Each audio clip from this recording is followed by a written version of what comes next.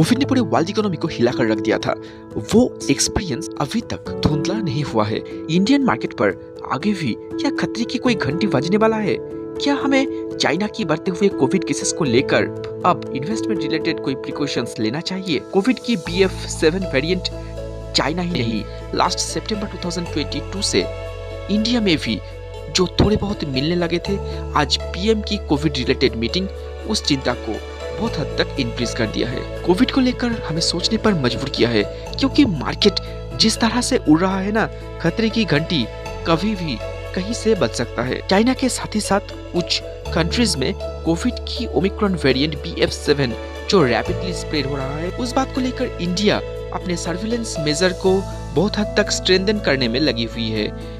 Number of deaths की decline के बावजूद भी कुछ बातें दिलों में खटक रही है। 95% पीपल जो वैक्सीनेटेड है, उसके बावजूद इम्यूनिटी सिस्टम की स्ट्रांग होना ऑब्वियसली एक पॉजिटिव साइड है।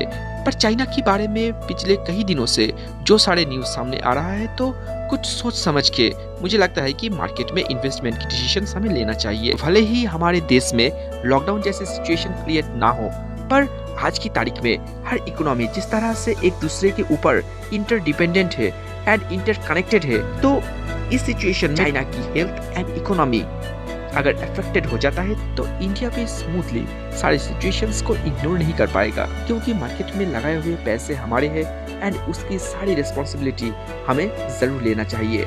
एंड जिस तरह से मार्केट पूरी तरह से वोलाटाइल बन चुका है, इस कोविड सिचुएशंस को लेकर निफ्टी एंड सेंसेक्स के ऊपर प्रेशर हर दिन इंक्रीज होता जा रहा है। तो इसलिए हम लोगों के जैसे रिटेल इन्वेस्टर्स को जरूर खुद का एनालिसिस एंड दिमाग लगा के इस टाइम मार्केट में कूदना चाहिए। पर इतने सारे बुरी न्यूज के बावजूद भी IRCTC को लेकर एक अच्छा न्यूज सामने आ रहा है। LIC ने IRCTC पर 7.3% स्टेक इंक्रीज किया है।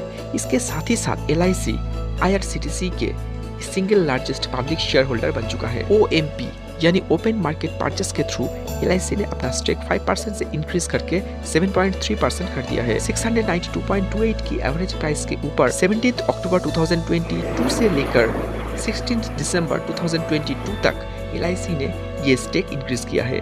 बात OFS की करूँ तो इंडियन गवर्नमेंट ने दिसंबर 15 एंड दिसंबर 16 को OFS के थ्रू 5% स्टेक ऑफलोड किया था इन टिकटिंग सर्विसेज इंस्टीट्यूशनल इन्वेस्टर्स की तरफ से, जिससे बहुत जबरदस्त रिस्पांस मिल चुका है।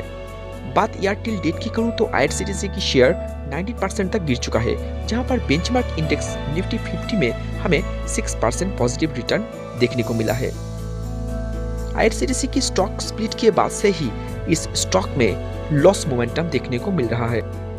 LIC की स्टेक इंक्रीज करने की जो बात सामने आ रहा है, तो इस न्यूज के ऊपर बेस करके क्या IRCTC की शेयर में हमें एक अच्छा खासा बाउंस बैक देखने को मिल सकता है?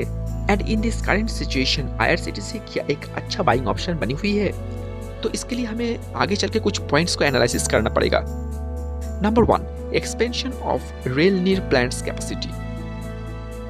Number 2, addition of new trains. Number 3, convenience fee में बढ़ोतरी। Number 4, provision of payment aggregator services. जिन बातों के चलते इन मिड टर्म और लॉन्ग टर्म एस्पेक्ट में IRCTC की रेवेन्यू में हमें बहुत बड़ा उछाल देखने को मिल सकता है। IRCTC की market dominance, growth plan, government focus on railway sector और अब इसके साथ ही साथ LIC की ह्यूज इन्वेस्टमेंट, इन सारे बातों के चलते IRCTC की ग्रोथ प्रॉमिसिंग लग रहा है।